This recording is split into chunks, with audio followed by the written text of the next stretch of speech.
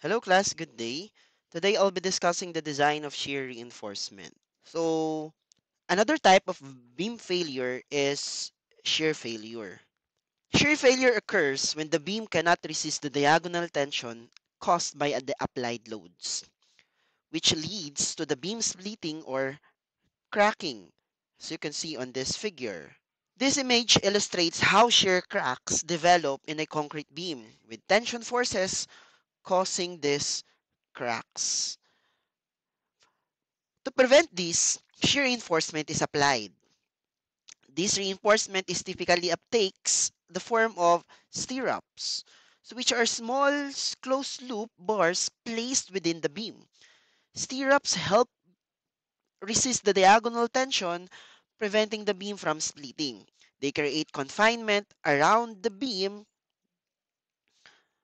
so that diagonal tension will be prevented.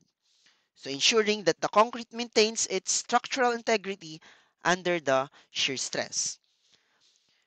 Stirrup spacing is a key factor in how effectively the reinforcement resists the shear forces. Near the support, as you can see, the spacing of the stirrups are close together because from the theory of structures, we've learned that if we have a, let's say, a simply supported beam loaded with a uniform load on top of that beam experiences a larger shear force at the support. However, on the midspan, so the factored shear is almost, or the shear force is almost zero. So thus, since shear reinforcement helps to prevent failure in terms of shear, close spacing of stirrups are necessary near the support. With this proper spacing, we can prevent the diagonal cracks any part of the beam.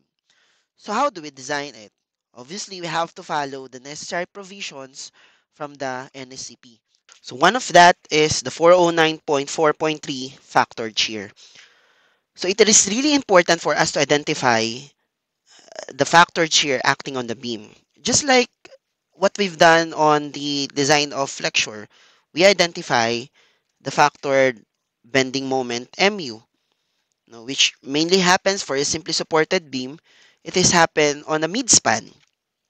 Now, for identifying the factored shear, the critical factored shear, as per code, it should be taken at the face of the support. Okay, because the maximum factored shear is occurring at the support, at the near or the face of the support. As you can see here on the figure, cracks propagate starts with the face of the support. However, you are allowed to take the factored shear at a distance d from the face of the support, given that you satisfy the following condition. Support reaction in the direction of the applied shear introduces compression. So um, when this concept happens, it actually happens for a rigid connection or monolithic pouring of column and beam. For a monolithic pouring of column and beam, it is always introduces compression on the beam ends. As you cut this section, it will experience compression. This compression is actually increases the capacity of concrete to resist shear.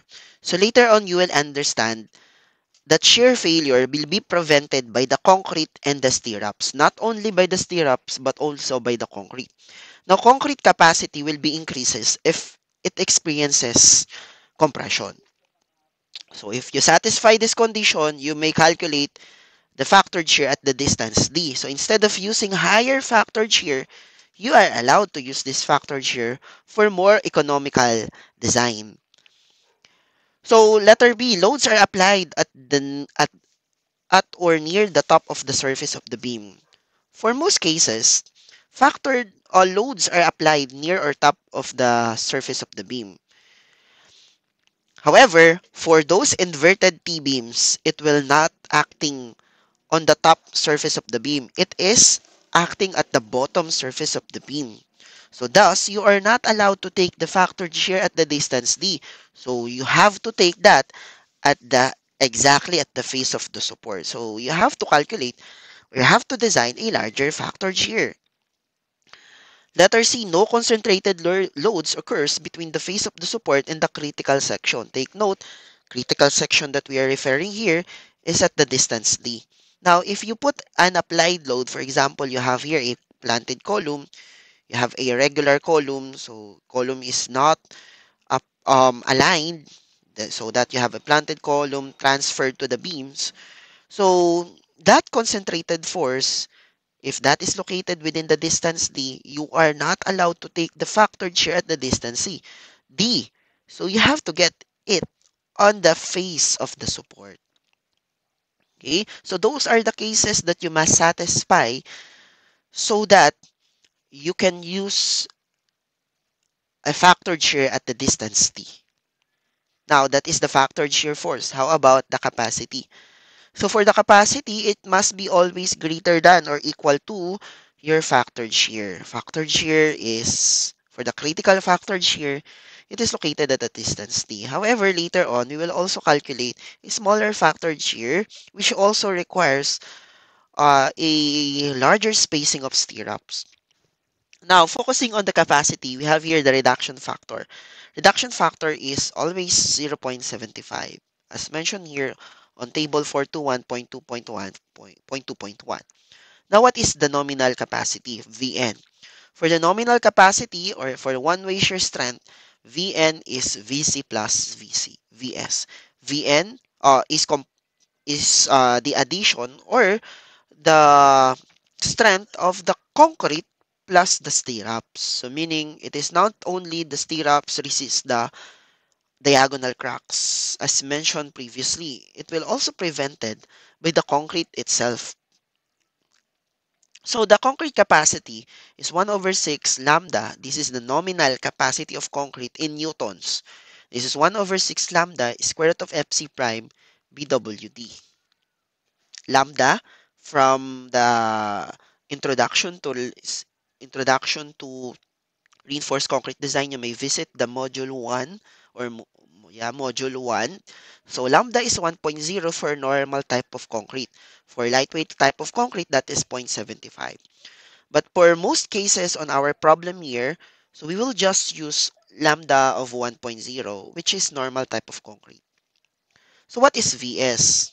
Again, Vs is the capacity of the stirrups. Now, the typical solution here for the reinforced concrete or for the shear strength design, so the capacity, as mentioned earlier, must be greater than the factored shear. So if you're going to substitute, so you have Vc plus Vs, the nominal shear capacity, is equal to Vu. So now we solve the Vs. Vs Vs must be greater than or equal to Vu. So you have to divide by reduction factor and Vc. Actually, this is the formula for 222.5.10.1. So Vs must be always greater than factored shear over reduction factor minus Vc. So it should not be taken as negative value because again you are getting the capacity of the stirrups. It should be always a positive value. Even for the concrete capacity, of course, it will be always positive. Now, this will be negative if factored shear is less than. Okay, if you are going to substitute that here, let's say this will be Vs. We can actually rewrite this into Vu minus phi Vc over phi. This will be a negative value if factored shear is less than the factored capacity of your concrete. So again, you should not take this value as a negative. The Vs should be always positive. Now, after you identify the capacity, the required capacity of the stirrups, because this is the capacity of concrete, so if you have factored shear, you can calculate the Vs. So Vs is equal to AVFYTD over the spacing. What is AV? Again, so from the introduction earlier, so the crack will, so there will be a diagonal cracks here. So Meaning, if we are looking at the capacity of the stirrups, so the cracks will pass through this portion of your stirrups. Or if you are going to look at the front view, it will pass through the legs, meaning the legs will resist those cracks. Instead of having a cracks here due to the stirrups, it will be prevented. If we have proper area of space of stirrups per spacing, that's why the formula for VS is AV FYT times D. So we need to have a proper area of stirrups per spacing. So how do we calculate that AV? AV is the area of stirrups per spacing. So how do we calculate that AV? That is equivalent to the area of the legs. If you have two legs here, okay, so that is 2 times the area of the stirrups. Usually, we use 10 millimeter diameter, 10 square pi over 4. We use 10 millimeter of diameter of the stirrups for the diameter of the bar or the main bar diameter less than or equal to 32 mm. However, for greater than 32 mm, for the diameter of the bar greater than 32 mm, so use the diameter of stirrups of 12 mm. Okay. Now, again, the AV, if you have two legs, just get the area of that two legs. For two legs. However, for this arrangement of the stirrups, that is four legs.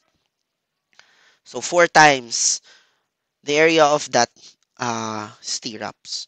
So, FY, actually, it should be FYT because we're referring to the yield strength of that stirrups. So, sometimes the yield strength of the main bar is different from the yield strength of that stirrups because usually the yield strength of stirrups is lower than the yield strength of the main rebars. So that is AB from the formula. Okay. Now going back here, so from if you have the VS here, technically you can now solve the spacing. So this is the solution. You have the factored shear. So from VBN, so you substitute VN plus BC. So you may rewrite this equation to this equation or this equation. Then if you have the VS, you can now calculate the spacing. So that is the required spacing from your calculated factored shear. Now, is that the final answer? Not yet, because you have to make sure that the calculated spacing does not exceed with the maximum spacing. So maximum spacing can be calculated using d over 2, 600, d over 4, 300. So, but you have to check first if your VS, the shear strength of the stirrups, is less than or equal to 1/3. So you have to use this, the lesser of. So just look at the non-pre-stress because we're designing the reinforced concrete. So if VS is less than 1/3 square root of FC prime BWD, so use D over 2 or 600, whichever lower value. Because when we're designing stirrups, it is always the smaller spacing. The safest spacing is the smaller spacing. If that is greater than, meaning you have a larger requirement for the capacity of the stirrups, so your VS is large because your factor here is large. So if that is larger, 1/3 square root of FC prime BWD, you have to you have to follow this maximum spacing, much closer spacing or smaller spacing, the over 4 or 300. I guess we can now solve sample problem. Okay, so let's try to solve this problem. The first problem we have a 300 by 500 cantilever beam is to carry a factored load of 80 kilonewton per meter on its tire length of a span. This is already factored load on its entire span of 2.5 meters. If the effective depth is 440 millimeters and the diameter of the stirrups is 10 millimeter with a yield strength of 275 megapascal and concrete FC prime of 28, solve the following questions below. Determine the nominal shear strength provided by the concrete. So we're talking about here for the VC, nominal shear strength. Determine the required spacing of the used stirrups at the critical section. So we're looking for the spacing. Determine the required spacing. So the required spacing at the critical section. So at the distance D. Okay. So if not mentioned, so it is always assumed that we satisfy that the critical section is at the distance D. So if we don't have any figure such that the support reaction, supply shear introduces compression, or introduces tension, so distance D is not satisfied. Loads are applied on the bottom for inverted T-beams. So this section is not satisfied. No concentrated load occurs, or you have concentrated load occurs, this section is not satisfied.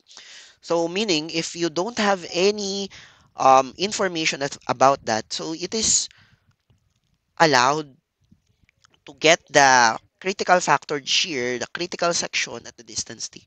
We are also required to get the spacing of the used stirrups at the distance of 1.5 meters from the fixed support. And we're required to identify the length of the beam which does not require stirrups. So let's solve. First, the nominal capacity, the shear strength provided by the concrete. So that is VC. Okay, for VC, the formula is 1 over 6 lambda squared of Epsilon prime BWT. Lambda, take note, that is always 1.1 for our all problems. So we will always assume that the concrete is a normal weight concrete. Square root of F3 prime is given, the width of the beam, and then the effective depth. It is given from the problem that we have an effective depth of 440. So you can only identify this effective depth if you are done with the design of the longitudinal bars. So meaning, before you design the stirrups, you have to design first the main reinforcement, okay, or the longitudinal bars. Okay, going back, so the equation is 1 over 6 lambda squared root of epsilon prime b double d. Substitute. Take note, this is in newtons. So you convert this into kilonewtons because the question here is in kilonewtons. So times 10 raised to negative 3 so that the answer is in kilonewtons. So we have 116.413 kilonewton. This is the nominal capacity of the concrete to resist shear, the 100% capacity of the concrete to resist shear force. Meaning, if the beam will be subjected with this nominal capacity, so it will not fail, or the factor it will be subjected with the factor shear. So the B will not fail because it can resist up to 116.41. The concrete alone can resist up to 116.413 kilonewtons. Letter B, we're done with letter A. Letter B, determine the required spacing of the used T-wraps at the critical section. So we have to get the factored shear because we are now designing the spacing. We have to get the factored shear at the critical distance D. Let's say this is our beam loaded with the factored uniform load. Let's solve first the reaction because we have to identify the shear diagram. Okay, we have to draw the shear diagram. Anyway, that is not necessary, but for visualization of the factored shear, let's draw the shear diagram. So for the reaction at the support, we have 80 times 2.5, that is 200 kilonewtons. So the reaction here is 200 kilonewton. Drawing the shear diagram, this is just a cantilever beam. So we have here an upward shear, 200 kilonewton, and a varying shear up to 0 at the free end. So this is the 200 kilonewton factored shear at the support, the face of the support. However, the code allows you to get, instead of using 200, the highest factored shear, you're allowed to use factored shear at the distance D from the face of the support. So there will be a lower factored shear. So we have to identify this VU at the distance D. So you may cut this section, and some forces vertical is equal to 0, or use similar triangle. So for my solution, I'll be cutting this section and some forces vertical. I have here the reaction of 200 kilonewton. Summing forces vertical, I can get the factored shear at the distance t. So we have 200 upward and the uniform load. So uniform load of 80 kilonewton per meter, and I have the distance d at the distance d of 0.444. So that is equal to 164.8. But I can use here similar triangle to identify that factored shear. Okay, by similar triangle, so you have rise, so unknown value, over run, so this is 2.5 minus the effective depth, is proportion to rise 200 kilonewton over 2.5. So solving for the factored shear at the distance t, so that is similar, 164.8. So again, my solution here is by cutting the section to at the critical section and some forces vertical. Now that is the factored shear that we are going to design at the critical section. So from this formula, VU is PVC plus VS. Again, the reduction factor is always 0.75. So VC is 116. We already have that value. We have the VU, the factored shear. We can now get the required shear strength for the stirrups. So this is the VS now in kilonewtons. Now, we are required to identify the spacing for this factored shear. So we have now there VS. So from this formula, we can calculate the S. So diameter of the stirrups, we need here to calculate the AV. Diameter of the stirrups, the FYT. This is also given from the problem, the yield strength of that stirrups. So yield strength of 275 megapascal. Aside from that, we need to identify the number of legs. So we don't have any drawing, but we have here the used stirrups. When you say used stirrups, this is your beam.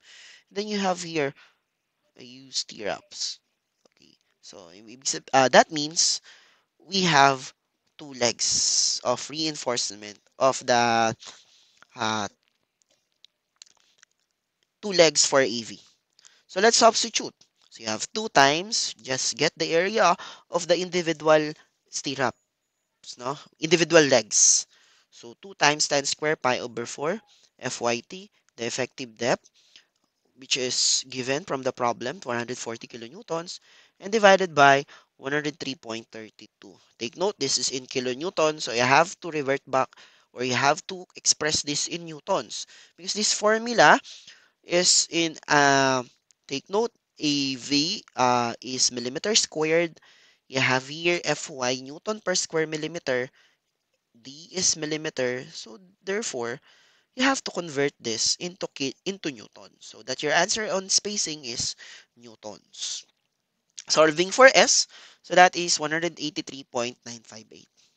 Take note, that is not yet the final answer because we have to make sure that this spacing will not exceed the maximum spacing. So, what is the maximum spacing? As mentioned from the code, if you have your BS, you have to compare that with 1/3 squared FC prime BWD, whichever governs here. And then, usually, um, just take D over 2 instead of 600. Just take D over 4 just instead of 300. Because this will be only the lesser value from D over 2 if you have a very large depth of the beam. Usually, the depth of the beam or the total height of the beam is approximately 1.3 meters. So that's the case, 600 will govern. So that is a very deep beam. We call that deep beam. Okay. So usually that happens for a very long span beams. You have to make sure that you have a very deep beam. Okay, so for a residential structure, usually this D over 2 governs. For a short span beam, 6-meter beams, 5-meter beams, this D over 2 governs. So just memorize D over 2 or D over 4. But you have to compare BS to 1/3 squared of FC prime BWD. Okay, so that we can identify which of that will be our S max, or the maximum spacing. So going back here, we have the VS in kilonewtons. So then we have 1/3 squared FC prime BWD.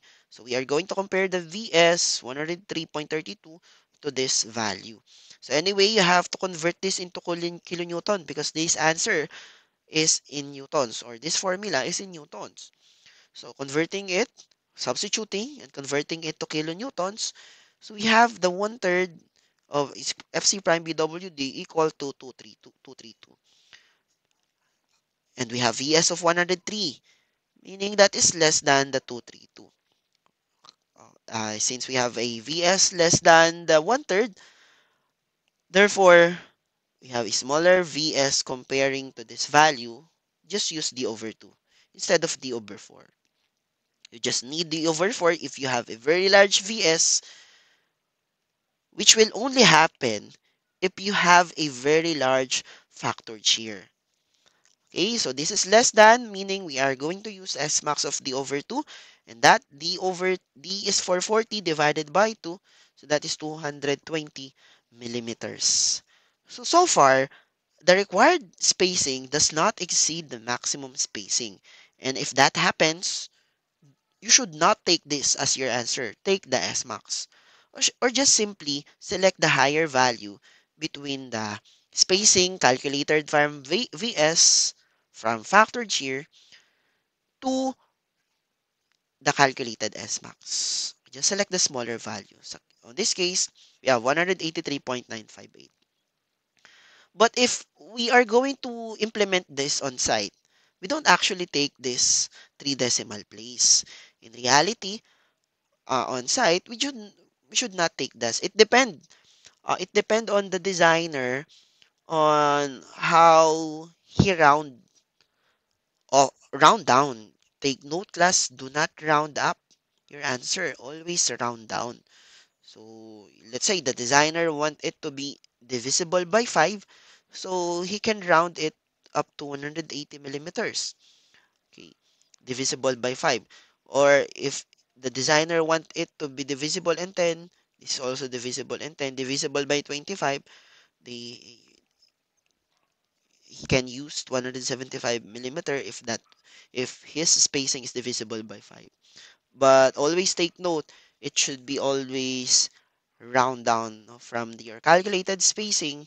You should always round down your answer. But no, for these lecture purposes, express your answer into 3 decimal places. For example, for quizzes, unless stated that your answer must be round down to the 5 millimeter nearest divisible 5 millimeters. Unless your answer was or stated, unless the question stated that your answer must be expressed in divisible by 5. So round it. But if not, just take the 3 decimal place. Express your answer into the decimal places. So we have now the answer from the required spacing at the critical section. The next question here is actually what is the spacing at 1.5 meters from the fixed support? Take note, class, the solution here is you are required to determine the factored shear. After that, you solve the spacing. Obviously, if you have a factored shear diagram at the 1.5 meters, the factored shear will be smaller than the critical section. If that happens, obviously, Vs will be lesser because the VC, the capacity of the concrete, will remain the same. Okay. This is constant all throughout the cross section of your beam because you have a constant cross section, uniform cross section, prismatic cross section on the entire span. So this is uniform. The only thing that will change here is the factored shear. That if that is decreasing, the required Vs will also decrease. Meaning, if that will decrease, which is inversely proportional to the spacing, the required spacing will now be larger because you are not required to have a closer spacing on the lower value of the factored shear. So, mas malalaking spacing yon. So let's solve that question. Determine the required spacing at the distance 1.5 from the fixed support. 1.5, again, we have here the shear diagram. Okay, so we are required to identify the factored shear here so that we can identify the spacing. Okay, let's solve. You may use ratio and proportion or you can cut the section at the distance d and some forces vertical from the left or from the right. No, actually, it will be much easier if you just take the sum forces vertical, considering the right portion, okay, so that you don't need the reaction at the support A. So if we have here 2.5, so that is 1 meter, so we have 80 times 1. So I guess that is 80 kilonewton. The factored shear here is 80 kilonewtons. So let's see if that is 80 kilonewtons. Well, it's 80 times 1 meters. Okay, so that's right. No, at the distance D from 1.5 meters from the support, that is 80 kilonewtons. So we have to design that. Now take note that we already have the value of the factored the VC or the nominal capacity of the concrete. So we need to solve now for the VS. Solving for VS, reduction factor is 0.75. VS is a negative value. And you are not allowed to use this negative value in solving for S. Meaning you have a negative spacing, that is not possible. What does it means? So, obviously, a, we are not required to provide spacing. So, you may not provide stirrups here because VS is not required. Meaning, it can be resisted by the concrete alone. So, kahit si concrete na lang. We can actually see that if we are going to distribute the reduction factor here. The nominal shear strength provided by the shear reinforcement should be always positive. Take note of that. So if we are going to multiply the capacity of the concrete, nominal kasi ito. So you have to multiply it with the reduction factor so that it will be a factored capacity. So that is equal to a value of 87.31. So with that, you can actually um place that on your shear diagram. So this is 80 kilonewton. So we have a factored capacity of the concrete. You can plot it on your shear diagram. So meaning, at this point, at 87.31 and lower, kayang-kaya na yan ni kung kahit wala ng stirrup, si concrete na lang ang ilalagay mo. Concrete lang, kahit concrete lang, wag mo nang lagyan ng stirrups, kayang-kaya niya na yan. Take note ha, plotting the capacity of the concrete should have a reduction factor kasi hindi pwedeng nominal lang na i-equate mo sa factored shear. So, lahat ng mas mabababang factored shear dito, hindi mo na kailangang i-solve yung S niyan. Magne-negative kasi yan. So, anong sagot natin? Spacing is 0? Hindi pwede. Ibig sabihin ng spacing is 0, dikit-dikit yun, class.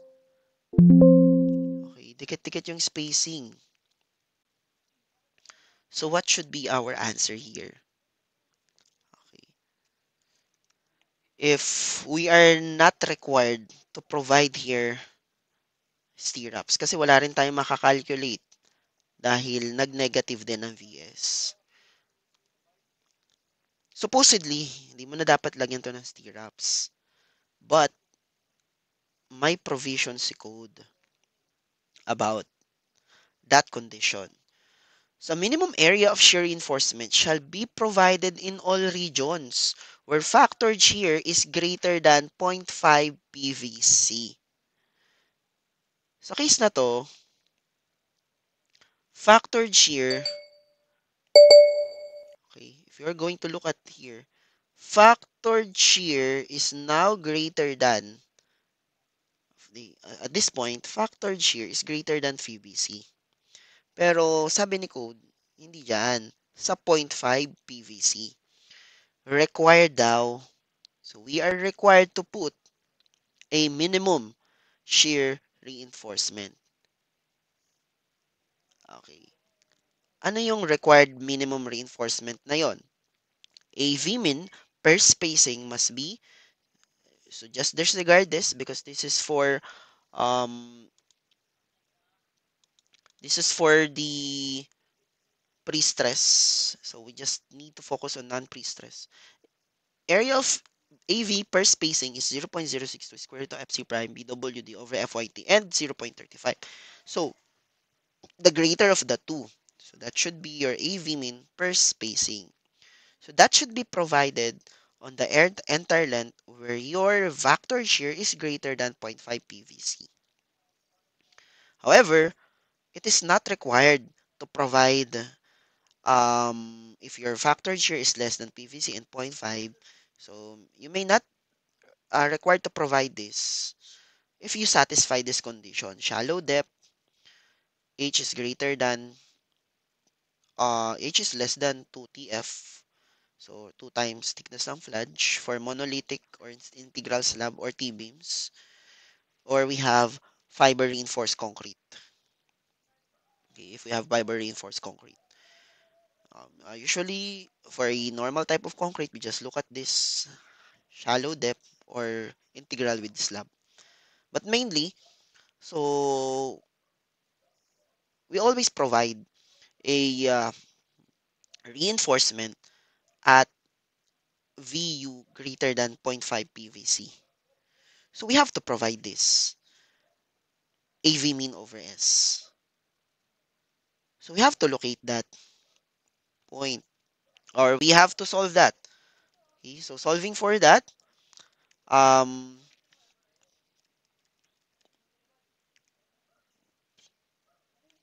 okay,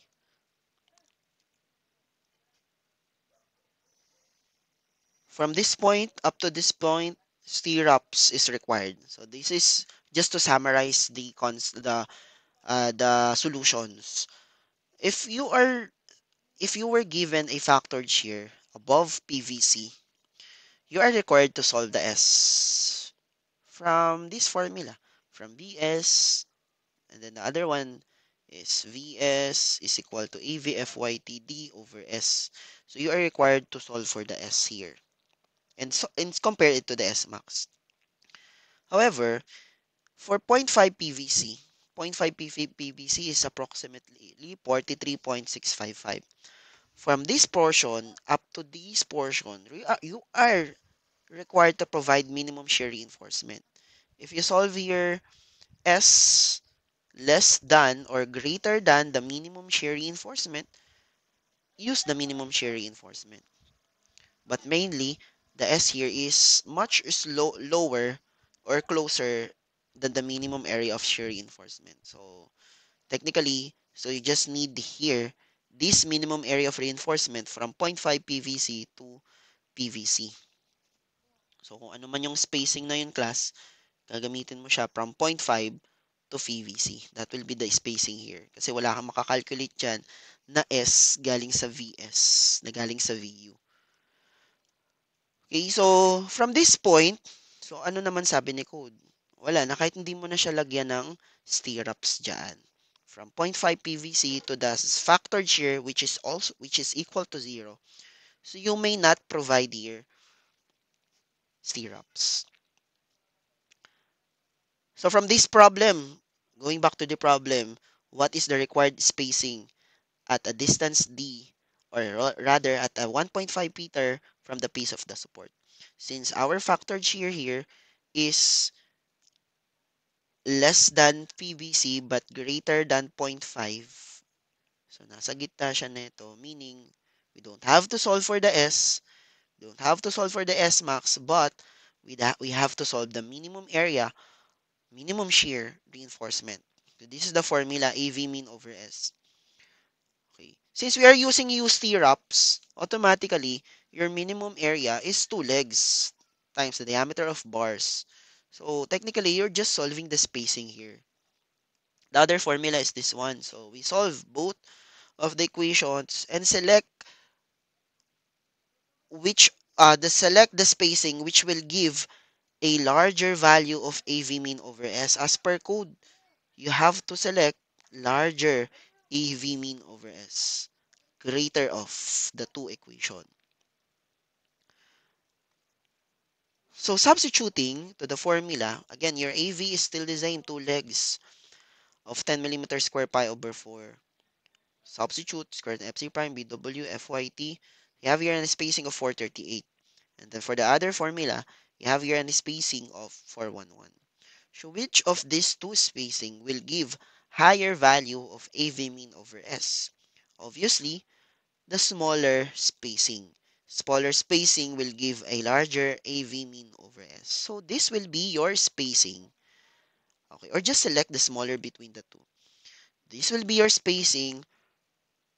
Any factored shear na pinapasolve dito within 0.5 PVC up to PVC. Dito kasi, sa mga point na to, magbabago-bago yung spacing mo. Okay, so dahil may masosolve ka dyan na S, and then ko-compare sa S max. Whichever smaller, that will be governing S. However, dito, similar na yung sagot mo, which is always 411.399. So, we have here the uniform spacing of 411.399. Or, if you are going to round down this, that is 410 millimeters.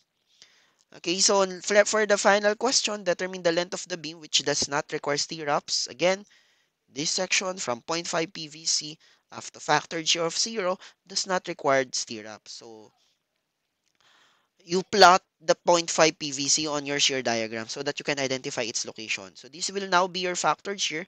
So, meaning if you cut this section,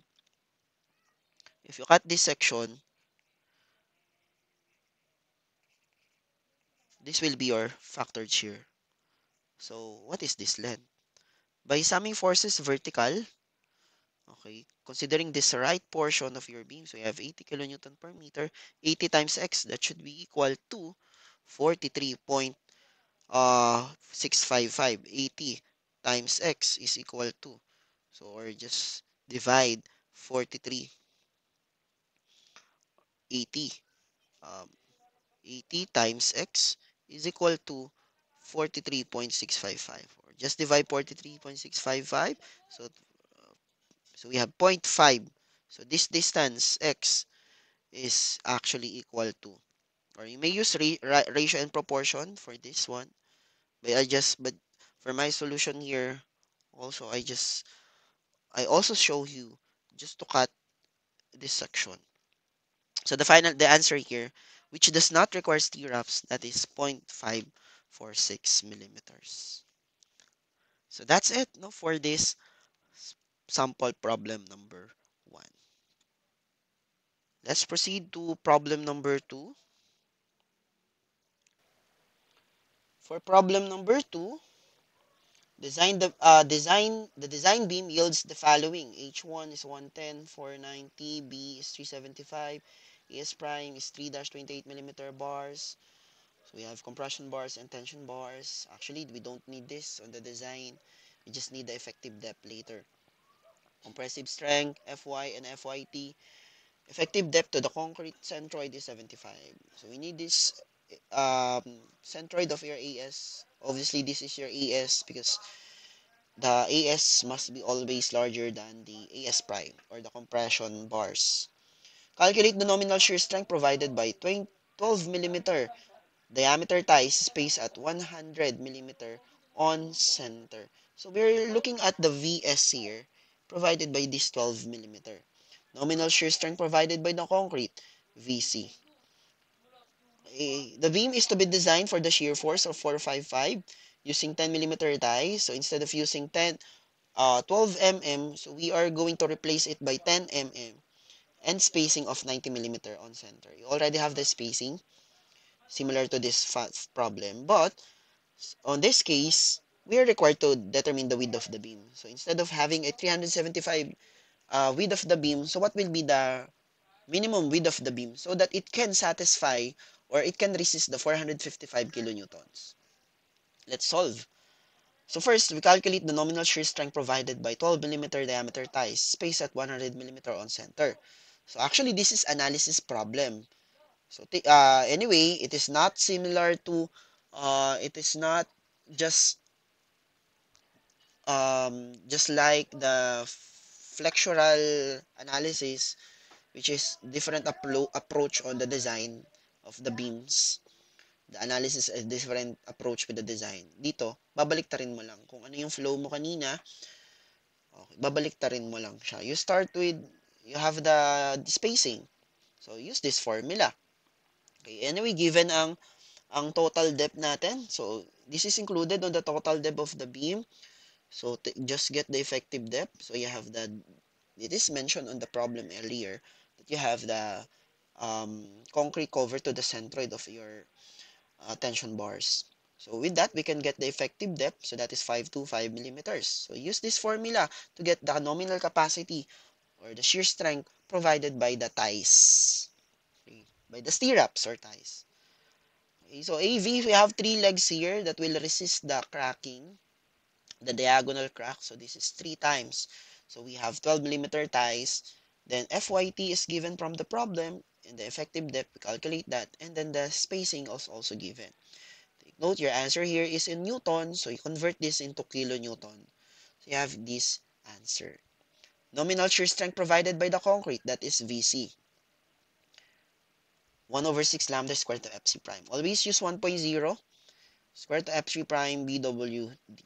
D is 525. So in kilonewton, 191. The beam is to be designed by the shear force of 455. So we have here a factored shear. If we are going to recall the formula, the factored shear must be less than or equal to the capacity. We'll just equate this so that the capacity is just equal to the factored shear so that we have an economical design. Substituting, we have VC plus BS. Reduction factor is 0.75. VS is not 489 because this is from 12 millimeter diameter ties. Remember, we already replaced it by 10 millimeter ties. We still have the same number of legs. We still have the same effective depth. The only unknown here is the BW. So let's substitute. Factored shear is 455. Let's substitute the formula. VC is 1 over 6 lambda squared of FC prime BWD. We should not use this because you have unknown BW. Instead of 375, we have to instead of 375, we have to solve that. Unknown si BW. D, meron tayo yan. AV, we can calculate that. We have 10 millimeter, 3 legs. FYT, D is given, and we have spacing. The only unknown here is the BW. Let's substitute. 455, so let's convert this into newtons because the right side of their equation is in newtons. 0.75, 1 over 6 lambda is always 1.0. Square root of FC prime BW times D, and then 3 of 10 millimeters square pi over 4, and then your spacing is 90. So with that, you can now solve the BW. BW is 448.236. For a multiple choice exam or in actual site condition, we don't actually express this in millimeter. So you have to express this in whole number. Let's say you want it to be divisible by 5 or by 25. Let's say by 5 na lang muna. So how will you express your answer? Is it 4 5? Is it 4 is it 445 or 4 445 or 450? So what is the safer width of the beam here? For spacing, remember, we always select the smaller spacing because smaller spacing will provide a larger capacity Vs of the stirrups because they are inversely proportional. Now, what BW are you going to select? The smaller or the larger value? Take note, the BW is directly proportional to the VC. So the capacity must be always greater than the factored shear. So that the BW to be selected is the round up value, 450. Okay, for the dimension, always round up. However, for the spacing, always round down. Take note of that. So for this case, so we'll just use these three decimal places. Okay, that's it for this problem. For problem number 3, let's proceed. Given the following data for the beam shown in the figure, we have the beam dimensions, total depth, effective depth, FC prime, FY, 275 FYT, and diameter of stirrups. So we are required to calculate the spacing at the critical section or at the distance D. Calculate the spacing at the third point of the beam or when you say third point of the beam, you have to divide your beam into 3. This is already the third point. Just cut the section. What is the factored shear here? The forces here were already factored. So, we don't have to multiply it by 1.2 dead load, 1.6 live loads. So, yan na mismo yun. Calculate the spacing of stirrups at the midspan. So, ano kaya yung factored shear dito sa midspan? So, before we solve that, so let's draw the shear diagram. So, let's solve the reaction at the support.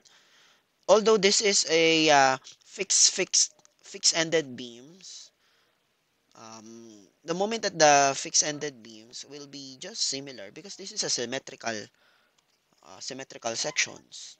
Having that symmetrical sections, having moment at B, moments will be cancelled. You can calculate the reaction here. Or you just have a similar uniform or symmetrical beam here. So the reaction at the support will be just distributed. You just need to distribute the 25 times 9 by 2 and 150 will be distributed here and 150 will be distributed here. So for the reaction, it is just 25 times 9 over 2 plus 150. So that will be the reaction at the support, both A and B. So let's draw the shear diagram. For the shear diagram, obviously it will goes up here by 262.5 and we have two factored shear at point C because we have a concentrated load here. So let's calculate first the factored shear at C, left of C. So we're just doing here shear diagram no, from the discussion of theory of structure. So copy the previous shear and then subtract the uniform distributed load from A to C. That is 25 times 3. So we have 187.5. Plot that here. Then let's plot again the factored shear to the right of the C. 187.5, copy the previous shear and then subtract the downward load here minus 150, that is 37.5. Okay, so that is 37.5. And then next, let's proceed to the factored shear at D left since we have concentrated load here. Okay, so we have copied the previous shear 37.5 and subtract the uniformly distributed load from C to D, that is 3 meters. At left, we have 37.5 kilonewtons. So plot that here, negative 37.5. Actually, since we have a symmetrical loadings here, the shear diagram will be also symmetrical. So I will just proceed with the complete shear diagram here. Your shear diagram will just be symmetrical. So thus the positive and the negative shear force affects the location of the stirrups? No. No. Unlike the flexural moments or the design of the longitudinal bars, positive and negative bending moments is very important because for positive moment, you have to put your reinforcement tension bars at the bottom. For the negative moment, you have to put the tension reinforcement at the top. Here, regardless of the sign of your shear, it will not affect the calculation. Always take, let's say, always take the absolute value of the shear force. We already have the factored shear. We need to design, of course, at the third point, we have to design the factored shear. We have to design the spacing at the third point. So, what factored shear are we going to use? Is it 187.5 or 37.5? So, obviously, use the larger value, the higher value, because it will require much closer spacing. So, we need to design the third point. We also need to design the spacing at factored shear to equal to 0. What do you think will be the answer here? Factored shear is equal to 0. Anyway, you have an idea. Maybe stirrups is not required. Obviously, you're correct. No, stirrups is not required here. Spacing is not 0, no? The answer is stirrups are not required. Okay. And then aside from that, we also need to calculate the factored shear at the distance d from the face of the support, which is the critical section. So for to calculate the factored shear at the critical section, we may cut the section here, considering the left, and then some forces vertical. Okay, summing force is vertical. You have 262.5 minus the uniform load here, 25 times the effective depth, that which is given from the problem. So the factored shear is 249 kilonewtons. So let's proceed now with the design of each factored shear at the critical distance, at the third point, and at the midspan. So let's start first with the critical distance D. So we have the factored shear 249 kilonewton. Let's calculate the capacity of the concrete with the reduction factor so that we can I check now if VU is greater than PVC, therefore you have to solve the spacing. If not, you should check the 0.5 PVC. No? Hindi ka na magsasolve ng spacing doon. Just the AV mean over S. So 0.5 PVC, substitute. These are all given. Convert into kilonewton, so that is 80.424. Obviously, factored shear is greater than PVC. You have to design the stirrups. Solve S and compare to S max. To solve S, so you have to equate factored shear to the capacity. So capacity or the design strength, factored strength, nominal times reduction factor. So that is the combined capacity of the concrete and the stirrups. You may distribute the reduction factor and then solve Vs so that this will be your formula, Vu minus PVC. So Vu minus PVC, okay, that is a positive value. So you may proceed in calculating Vs. If that is a negative value, obviously Vu is less than PVC. Do not proceed on calculating the Vs. So here we have the value of Vs. Okay, and then we can solve the spacing. So it is mentioned here that we are going to use T-wraps. Use T-wraps with 10 millimeter diameter. So how many legs do we have here for a use T-wraps? From the previous problem, use T-wraps is equivalent to 2 legs. FYT times D. Then Vs convert to Newton. So we have the spacing of 103.78 millimeter. Compare it to but that is not yet the final answer because you have to compare it to S max. By comparing the Vs to 1/3 squared FC prime BWD, let's substitute. So we have here 214.465. Vs is larger than this 1/3 squared of FC prime BWD. So therefore, use S max of D over 4. D is 540 divided by 4, 135.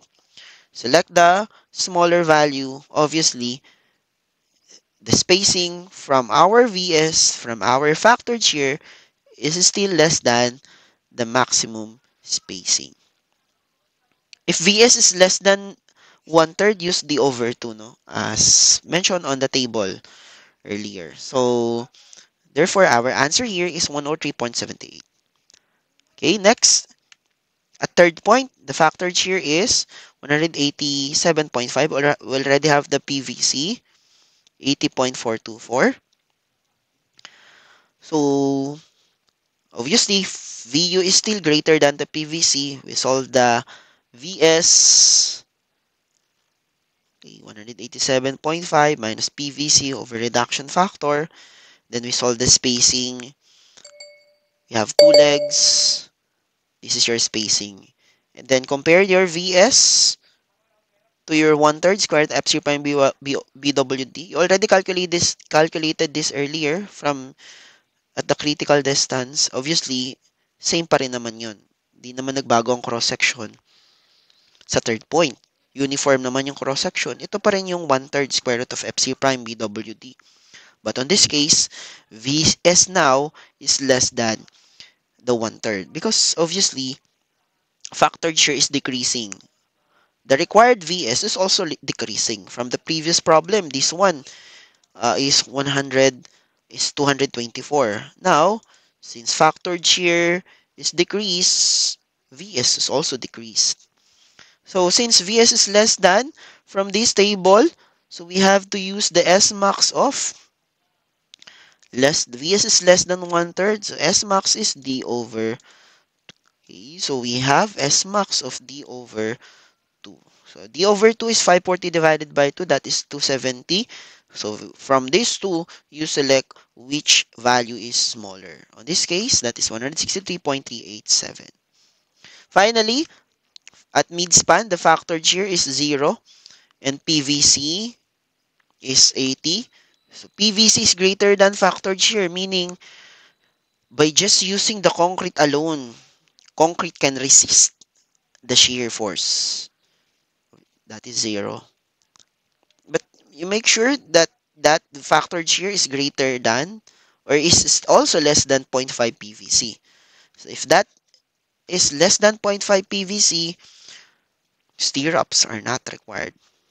If that is in between, if factored shear is in between 0.5 and PVC, provide AB mean over S. No need to provide shear reinforcement. Note if VU is less than PVC but greater than 0.5, provide 8B mean over S. That's it for problem number 3. Okay, so we have a 4-meter cantilever beam, has a rectangular section, and carries a uniform and concentrated load as shown in the figure. Using FC prime of 21 megapascal and FY of 415 megapascal, with a concrete cover of 40 millimeter and the diameter of stirrups of 10 mm. Check if the critical section dimensions are adequate. So determine the required spacing at the critical section. Determine the required spacing 3 meters from the support, required spacing 4 meters from the support, and 4.5 meters from the support. So isayin natin. Actually, may bago tayong question dito. Determine the dimensions are adequate. In fact, before you design the shear reinforcement, it is nearly necessary to identify if your cross section is adequate to resist or to hold the necessary reinforcement.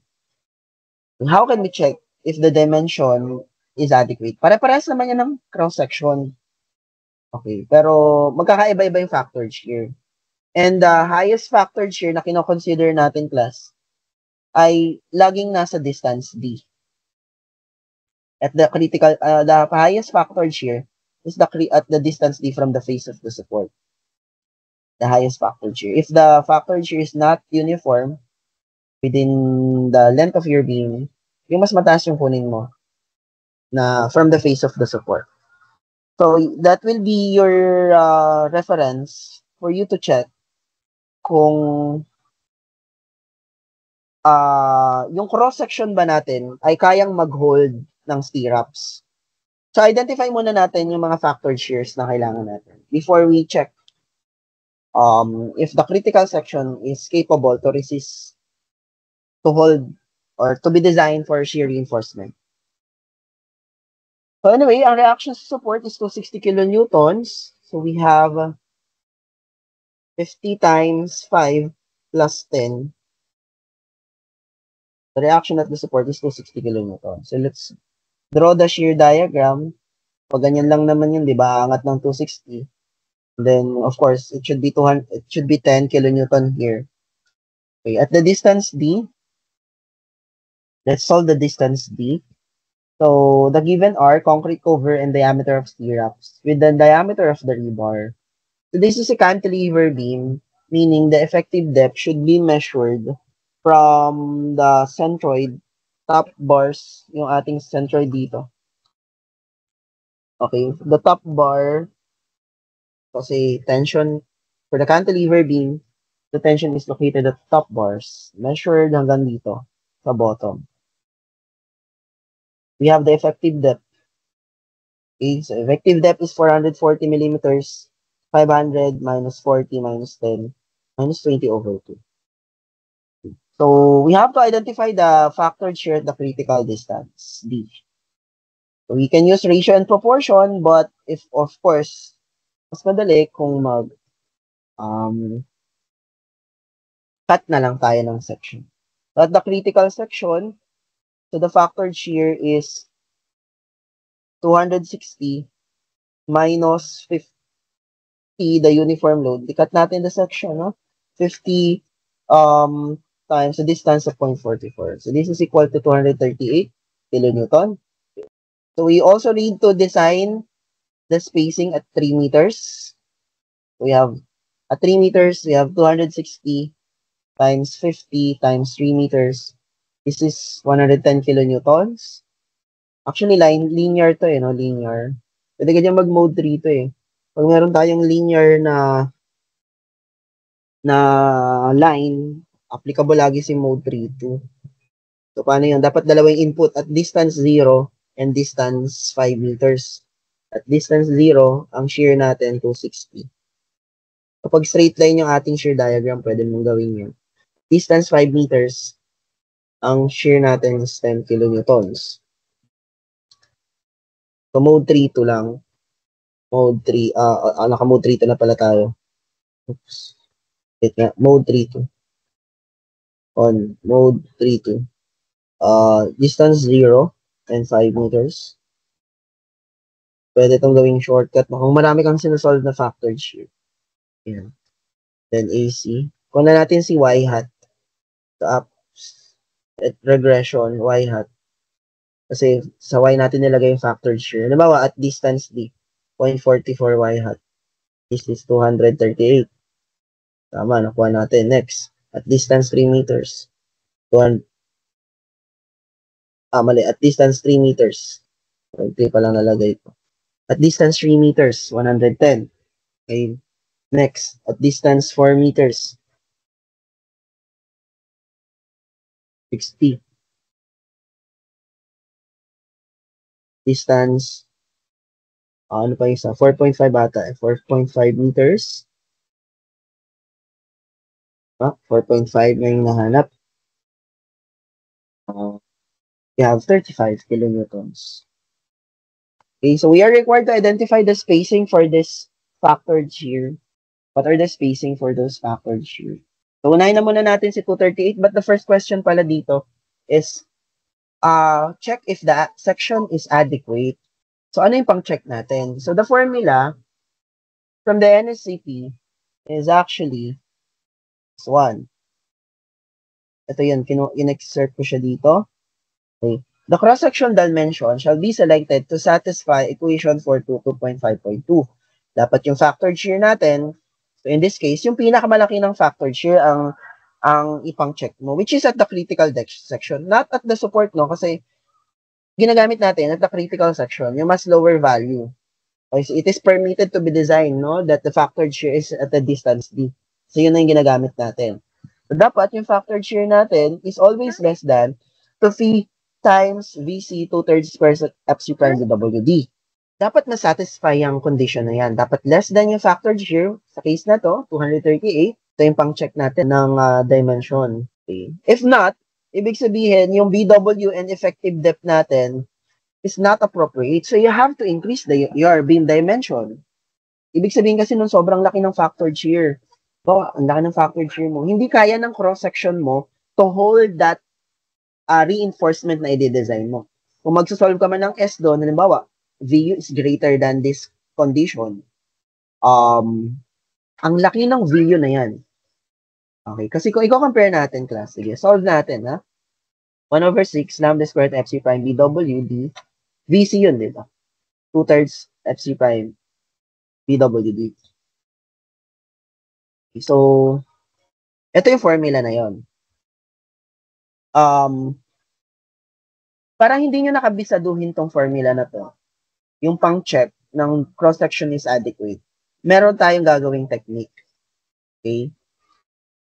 As you can see, sinubstitute ko yung VC ng 1/6 lambda squared sa FC prime BWD. Parehas sila may S squared na FC prime BWD. Ang nagkaiba, walang lambda to. Pero di ba, lambda is always equal to 1 for normal type of concrete. Since lambda is 1.0, pwede natin silang pagsamahin. Parang magiging parehas na yung equation nila. Ang nagkaiba lang, may lambda to. Assuming na 1 lang siya, pwede natin pag-add yung 1/6 at saka 2/3. Ito na yung magiging formula niya. 5/6 squared na FC prime BWD. Ngayon, ilang VC meron sa 5/6 squared of FC prime BWD? Parang i-divide lang natin siya by VC. Okay. Ilang VC meron dito? Parang i-divide mo lang siya ng 1/6. Divide natin. 5/6 divided by, ang galing yung 5/6, 1/6 plus 2/3. Divide mo siya sa 1/6. Anong answer doon? 5. Okay. That means, instead of memorizing this formula, just take note that this is also equal to 5 PVC. Equal din siya sa 5 PVC. Dinivide lang natin to. Ilang PVC, ilang VC meron dyan? 5. Okay, 5 PVC na meron tayo. Just take note, no? Para ito na lang i-compare natin. Simplified formula.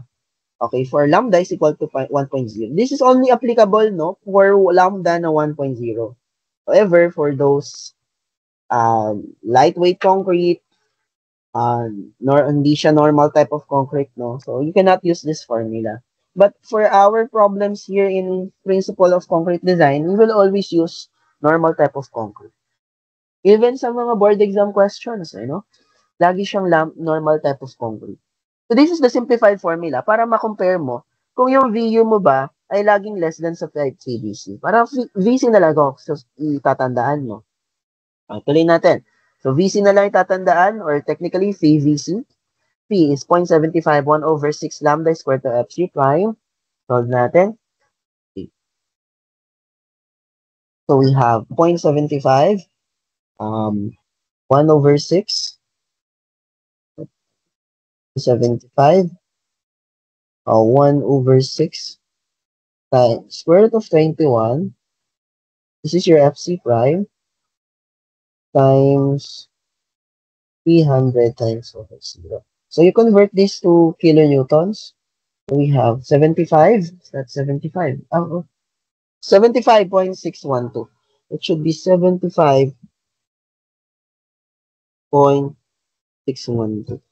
Okay, so you store this value, A. So 5 PVC. You multiply this by 5 times 5. You don't need to store this kasi pang-compare lang naman siya. D78. As we can see, the value of VU is less than 5 PVC. Okay. So technically, we don't have to increase the beam dimension. Kasi if that happens, you have to increase the beam dimension. It depends. Paano mo lalakihan yung beam dimension natin? Nakadepende yan. Okay, kasi may mga cases na bawal ka maglagay ng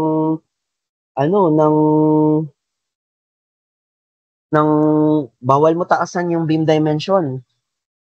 Yung depth, yung effective depth, bawal mo taasan. Yung BW lang yung pwede mong taasan. May mga ganyan. So, maraming sagot dito, guys, no?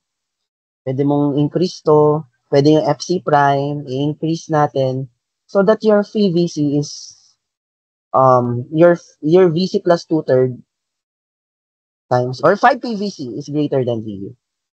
Marami kang choice. Pero ito yung wag mong itataas, especially kapag may ginigay na si architect. Huwag mo itataas ito kung makakalaban mo din si architect.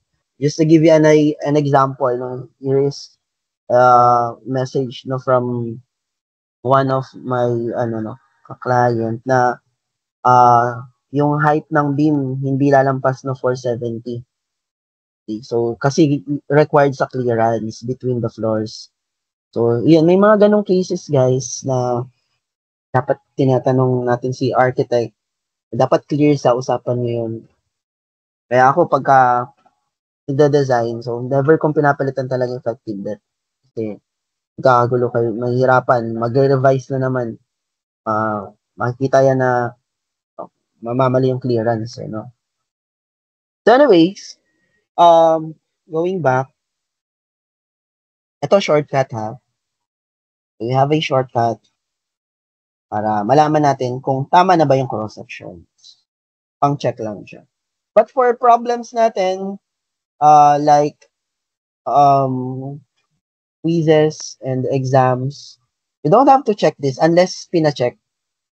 Diba, pinapag-solve ka ng spacing, hindi mo na kailangan i-check yun guys kasi automatic pasado na yun. Kasi hindi ka naman dapat mag-solve ng spacing kung hindi pa pasado. Alam mo, pinasolve yung spacing nito, spacing yan, spacing nito. Pasado na yun. dito. Pinakita ko lang kung paano mag-check ng spacing, no? Before you design, right? Actually, no? Yun. Let's proceed. Section is adequate. Next problem natin. What are the required spacing for 238 kilonewton, 110, 460, 435? Ito, apat na to. Isa-isayin natin. But before we solve the spacing, di ba lagi tayo nagsosolve ng S-max? Kino-compare natin sa S-max. Tsaka baka itong mga factored shear na yan, nagne-negative yung VS or hindi naman necessary talagang sinosolve yung S. Baka AV mean over S na lang. Kung marami pinapasolve sa yung spacing, unahin muna natin yung mga S-max. Para alam mo na agad kung saan sila i-compare. Pag may spacing ka na solve, alam mo yung S-max nila. So from the formula, later on, magsasolve tayo ng VS every time that we have factored shear. Now, if your VS is less than 1/3, square the FC prime DWD, D over 2. Dito naman greater than D over 4. What if hindi VS ang ipang-compare ko? Kasi ginagawa kasi natin, magsasolve pa tayo ng VS. Compare sa 1/3. Square ng FC prime DWD. Kino-compare natin siya, no? What if ganito ang gawin natin? Iba ang i-compare natin. Para hindi mo na tinatandaan tong 1/3 na yan. Gawin natin, class, isa-set natin to na VS. Okay? 1/3 squared FC prime. So ngayon, kukunin natin yung nominal capacity with this VS. VVC plus VS. So what we're going to do is to substitute the VS and VC. Yung VS na sinet natin, no, yung pang-compare na S-max, gagawin natin siyang factored capacity. So, design strength. So, parang factored shear na yan. So that we can plot it on our shear diagram. Yun yung goal natin. Eh. Ma-plot natin tong VS, pero naka-factored shear. Inad natin siya sa VC. So, as you can see, in the formula, pinagkaiba lang ng dalawa. Ito yung 1/6, you have here 1/3, but you have lambda here. Pero di ba, we always use lambda na 1.0 for normal type of concrete. So, para magiging parehas na sila. Pwede natin sila i-combine. Just like what we've done kanina sa 5 PVC. Parang ganun ginagawa natin dito. So, 1/6 plus 1/3, that is 1/2. 1/6 plus 1/3. 1/2. Where na FC prime PW? FC prime BWT. Now, ilang VC merong sa 1/2 square ng FC prime BWD? Or ilang 1/6 sa 1/2, i-divide natin by 1/6. Ilan meron dyan? Mali. Kung meron tayong 1/2, i-divide natin ng 1/6. 3. So, technically, class, this is also equivalent to 3 PVC. Meaning, instead of comparing these two, remember, from the previous problems, we are comparing VS and 1/3 square root of FC prime BWD. What if, hindi mo na kinocompute si kahit VU pa lang ang given mo, alam mo na yung S-max na gagamitin dapat. Kahit hindi mo pa nasa-solve yung VS, alam mo na yung S-max. Okay? Kasi hindi mo na sinolve to. Kasi ang compare na natin, pang-compare na natin yung 3 PVC. Sorry, this one. 3 PVC na ang pang-comparison natin. So, si VU will now be compared to 3 PVC. Kapag yung VU less than 3 PVC, S-max is D over 2. If your VU is greater than 3 PVC, S-max is D over 2. Okay, so ito na yung shortcut natin, class, for identifying the S-max. PVC. Hold natin. Actually, may value na tayo. I guess may value na tayo nito. This is 75. Ng PVC, may value na tayo kanina, which was stored at A. So that is 75.612. So, Now, let's solve the 3 VVC. 3 VVC is 226, check, 226.837. Meaning, if we have a factored share na mas mataas sa 226, malaki yung requirement ng VU. Ang maximum spacing mo, D over 4. Mataas dito eh. Pero kapag yung VU natin, mas maliit sa 3 VVC, ang S max mo, D over 2. Diba? Hindi na tayo nag-compare nito. Pwede mo pa siyang i-plot dun sa ating shear diagram. Ito yun eh. 226. Mas maliit sa 238. Mas malaki dito. Sa PVC. Okay. So, ito yung PVC pala natin. Pinlot ko rin siya dito. Yung 75. Ito siya. So, anong importance niyan? From this point, all throughout the 3 PVC, equivalent factored shear niya na 226.837, yung maximum spacing mo dito should be D over 4. At yan, lahat ng, diba, binigyan ka ng 238. Wala nang tataas sa 238 kasi magiging ganito na yung shear diagram mo. Ito na yung maximum natin pag nagde-design. Lahat yan, 238, 230, 235, lahat ng mas matataas sa 226, ang S max mo ay D over 4. Ngayon, lahat naman na mas mabababa sa 3 PVC, halimbawa 225, hanggang PVC, hanggang 75. Okay, ba't lumabas? D over 2 is 1110, no? 4 pala. D over 4 is 110. Dito naman, ano ang S max dito? Lahat ng mas mababa doon sa 3 PVC sa 226 hanggang PVC, S max mo is D over 2. Yan. Ito, D over 2. D over 2 to 440 divided by 2. So that is 220 millimeters. So pag magde-design ka ng spacing dito hindi pwedeng lumampas ng 220. Pag magde-design ka ng spacing dito, hindi pwedeng lumampas ng 110. Maximum na yan. Okay? Now, dito, ano naman yung spacing? Tapusin na natin, no? Yung hold, lagyan na natin ng mga limit ng spacing. So, we also need the 0.5 PVC. Plinot ko rin siya, class, no? Yung 0.5 PVC. Ito siya. So, anong importance niyan? Remember yung 0.5 PVC, pag yung VU natin is greater than 0.5 PVC, dapat minimum reinforcement shall be provided. Itong formula na to. Compute na class natin. Yung 0.5 PVC is 37.826. Kaya na-plot ko siya dito. Mas mataas siya sa 35. Wait. 0.5. Let me check. 0.5 ng PVC. 37.826. So, dito siya mapaplot, no? Mas greater than sa 35. So, all of the spacing here, wala ka nang sinusolve na spacing dyan. Kasi, minimum reinforcement shall be provided. Anong formula ng class? Ito. Okay, for VU greater than 0.5 but less than PVC, minimum area of reinforcement shall be provided. Ito yon, yung formula natin. And then, ito yon.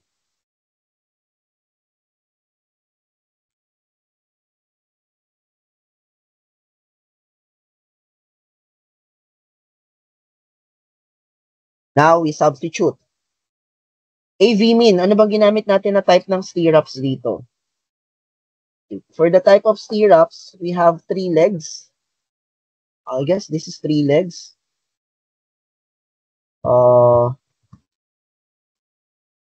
Yeah, this is 3 legs of 10 millimeters stirrups. So, this will be our AV.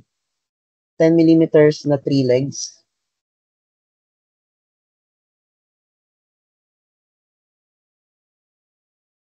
Okay. 10 millimeters na 3 legs. Let's substitute. 3 legs of 10 millimeters, pi over 4 spacing ang sinusolve natin dito. We want to identify the spacing here. Kasi wala naman tayong sisolve na S dito Nagaling sa VS. Dahil maliliit na yung factored shear dito. S. Sa case na to class, we have S. Kasi 3 yung legs natin. Then 3, we have 3 legs. Diameter ng stirrups is 10 mm. So, the required spacing is Laki, no? 1,147.193. Pero we have to compare that sa other side. So, 0.35, 300 over... Anyway, pala, no? Walang binigay pala sa problem na FYP. Kasi, kung babasahin natin ulit yung problem, the only given is Fy. We have using Fc prime and using Fy. Walang Fyt. So with this, you can assume that the Fyt is also equal to your Fy. The yield strength of the main rebar is also equal to the yield strength of your transverse reinforcement or your stirrups. Kaya 415 na lang din ang ginamit natin dito for the FYT.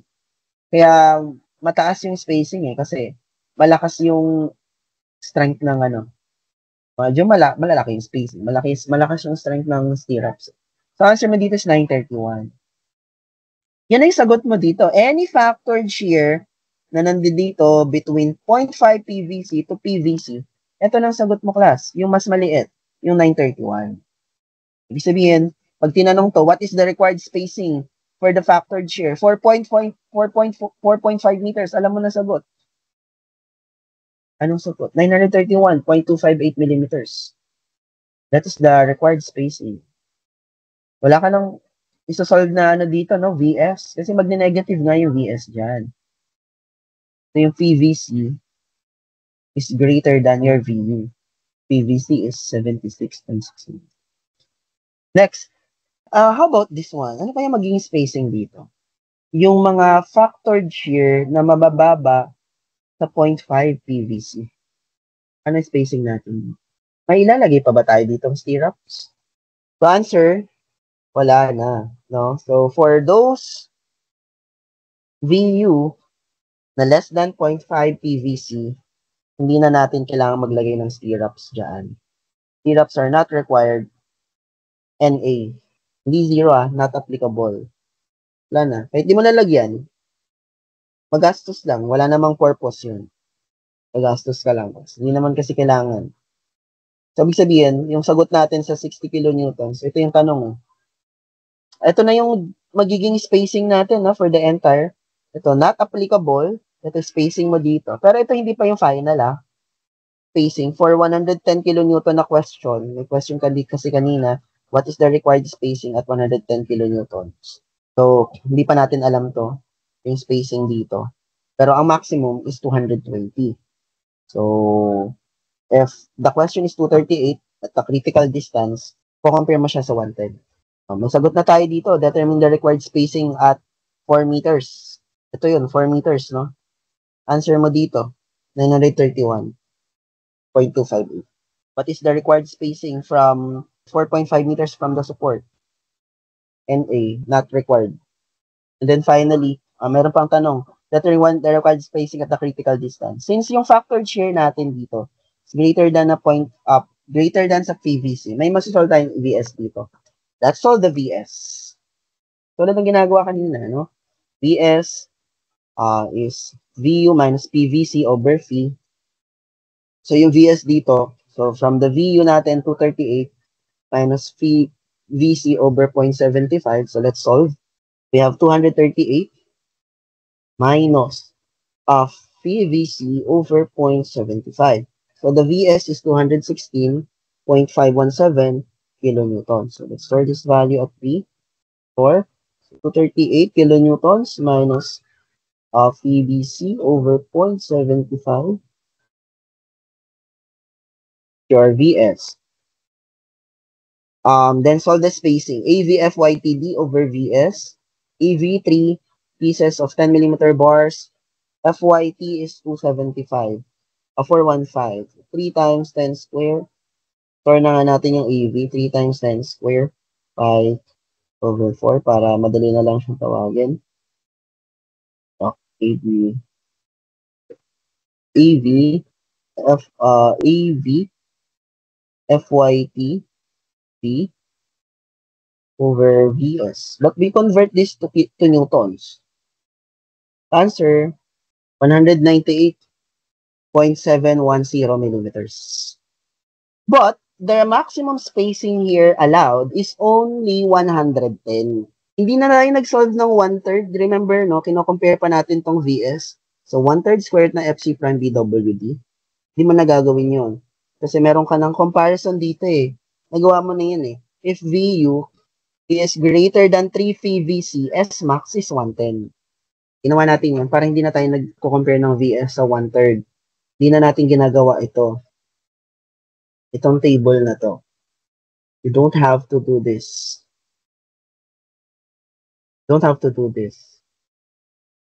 Kasi meron ka ng shortcut na 3 VC. Ang shortcut mo dito, 3 VC. For this one, VU is less than or equal to 3 VC. Ito naman, VU is greater than PVC. PVC. This one naman, 3 greater than. So instead of using this, just use this. Factored share na lang ang kino-compare natin. Going back here, so dapat ang sagot natin between the two, 198 and 110, yung spacing mo for 238 is your S max. And then for letter D, 3 meters from the support, ang factored shear natin, 110. So, ganun ulit, solve natin yung VS.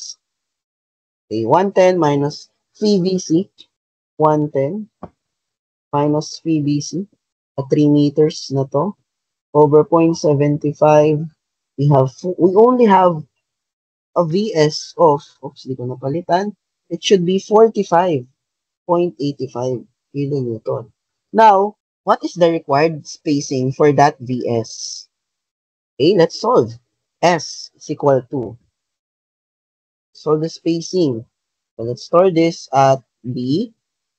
So AV, na-store ko to dito. FYT. Na-store ko yung EV kanina eh. FYT 415. 415. D is 440 over 45.85 times 10 raised to 3. We have 938. Okay? So we have 938.367. Ang sagot mo dito, 938. Pero ano ba yung maximum spacing? Diba? Ang maximum spacing is 220 millimeter. Ang laki na ito, 938. Mababa na rin kasi yung factored shear niya. Pero mas mataas pa rin siya sa PVC. So, anong sagot mo dyan, class? Hindi pwede yung 938. Sagot mo dyan, 220 millimeter. So, both S-max yung nag-govern sa dalawang to, no? Hindi yung required na nakuha natin. Okay? So, that's it, no? For the discussion of shear reinforcement.